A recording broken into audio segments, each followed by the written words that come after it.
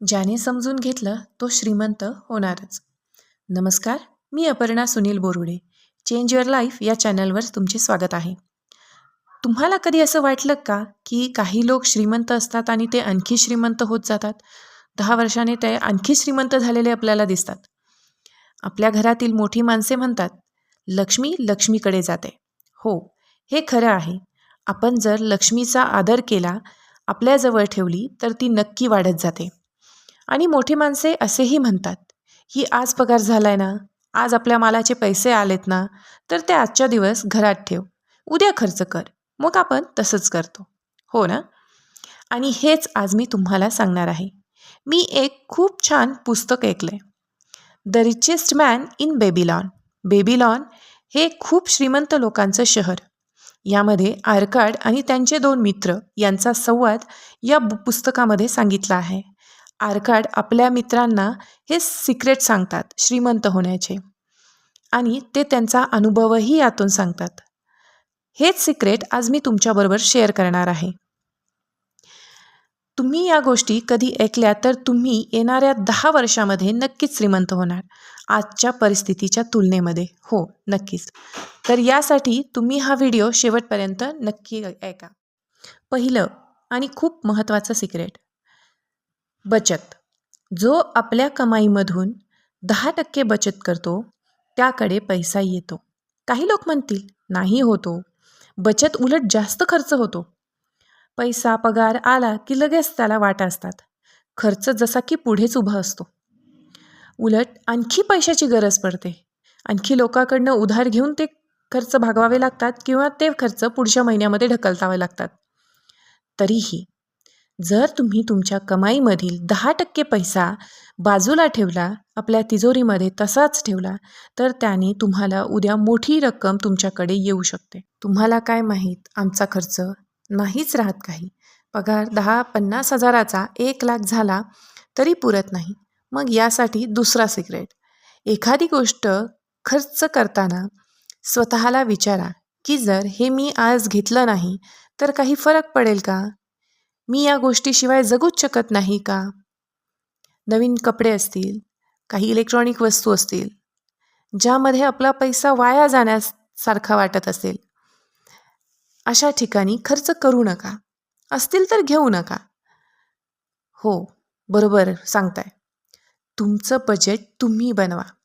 Budget हा शब्द आपण फक्त सरकारच्या डिक्शनरीमध्ये वाचतो. सरकार यावर्षीचं बजेट बनवतं आहे असं पण ऐकलं असेल.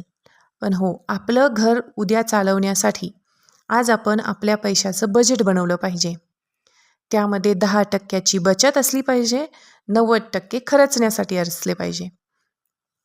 90% ठेवलेल्या पैशामधूनच आपलं खर्च होईल याची आपण काळजी घ्यावी. बजेट आधी करायचं, त्यात 10% आपल्या तिजोरीमध्ये ठेवायचे, 90%मध्ये खर्च भागवायचा. पैसा नुसता कमवून वाढत नाही, तर त्याला नियोजनाने खर्च करून टिकवून वाढवतो. आता काही काळानंतर तुमच्या लक्षात येईल की तुमच्या तिजोरीमध्ये खूप पैसा जमा झाला आहे. तर ते तसेच राहून वाढणार नाहीत आणि रिस्क पण आहेच. तर मग या पैशाला कामाला लावले पाहिजे, म्हणजे गुंतवणूक करणे. हो, हे आहे तिसरं सिक्रेट, इन्व्हेस्टमेंट, गुंतवणूक. आर्काड आपल्या मित्रांना तिसरं सिक्रेट सांगतात की तुम्ही तुमचा आता हा वाचवलेला पैसा अशा ठिकाणी इन्व्हेस्ट करा, अशा ठिकाणी गुंतवा ज्यामध्ये तुम्हाला कमी रिस्क असेल. ते त्यांना आलेला अनुभवही सांगतात. त्यांनी अशा ठिकाणी इन्व्हेस्ट केले की ज्यामध्ये त्यांना नॉलेज नव्हतं. खूप मोठा तोटा त्यांना घ्यावा लागला. म्हणून ते सांगतात की इन्व्हेस्टमेंट करताना कोणत्या गोष्टींची काळजी घेतली पाहिजे. मग कुणाला उधार व्याजाने द्यायचे आणि जर मागे आले नाही तर रिस्क. आणि हो, डबलच्या लालसेने कुठे इन्व्हेस्ट केले आणि नाहीच मिळाले तर वाचवून ठेवलेला कष्टाची रक्कम तर चोरी जाईल. मग काय करायचं? ज्या गोष्टीमध्ये आपल्याला माहिती आहे, नॉलेज आहे, अशाच ठिकाणी आपण आपले कष्टाचे पैसे लावायचे. म्हणजे मग कमी रिस्क असते आणि मग आपला पैसा वाढवायचा एक माध्यम पण आपल्याला माहिती पडतं. आणि ते ओळखूनच आपण त्यामध्ये आपला पैसा गुंतवायचा. म्हणजे नंतर काम करण्यासाठी जरी आपलं शरीर आपल्याला साथ देत नसेल तर ते आपल्याला पैसे कमवून देतं. आपलाच वाचवलेल्या पैशाने आपण आपला पुढचा पैसा मिळवतो. हो, प्रॉफिटमधून प्रॉफिट, पैशाने पैसा वाढतो. बचत तुम्हाला सुरक्षा देते, पण गुंतवणूक इन्व्हेस्टमेंट तुम्हाला स्वतंत्रता देते. पैशाने आपल्यासाठी काम करायला पाहिजे, म्हणजे मग आपण स्वतंत्रपणे आणखी कमवू शकतो. मग एक उदाहरण मला तुम्हाला द्यावंसं वाटतं. तुम्ही जर एखादं घर घेताय, हो, म्हणजे 50 लाख 70 लाख किंवा 1 करोड 2 करोडचं असेल ते, एवढी मोठी रक्कम आपल्या मिडल क्लास व्यक्तींकडे तर नक्कीच नसते, बरोबर?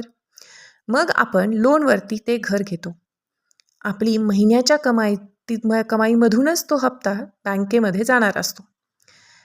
त्याच कमाईला जर आपण आपलं पहिलं सिक्रेट लावलेलं असेल, म्हणजे 90% खर्च 10% बचत, आणि तीच बचत आपण अशा ठिकाणी, आता SIPमध्ये खूप सारं माहिती सगळ्यांनाच माहिती आहे, त्याच्यामध्ये फायदा आहे. तर लाँग टर्मसाठी जर आपण SIP सुरुवात केली त्या 10%मधूनच, जोवर आपले बँकेचे हप्त्या जातील तोवर SIP आपल्याला त्याच 10%ची तितकीच रक्कम किंवा अधिक रक्कम बनवून देऊ शकते. मग ते 10% 20 वर्षांनी 25 वर्षांनी 50 लाख 70 लाख किंवा 1 करोड 2 करोड राहील. म्हणजे त्या 10%मुळे आपली तिजोरी भरभक्कम असेल. हा रिझल्ट आहे या 3 सिक्रेट्सचा. आणि हो, पुढेही खूप सिक्रेट्स आहेत, ते मी तुम्हाला पुढच्या व्हिडिओमध्ये सांगेल. तर हा व्हिडिओ आवडला असेल तर लाईक करा. तुम्हाला खूप महत्त्वाचे हे सिक्रेट्स वाटत असतील आपल्या जीवलगांबरोबरती तर शेअर करा. आणि पुढच्या सिक्रेट्स ऐकण्यासाठी माझ्या चॅनलला सबस्क्राईब करा. धन्यवाद.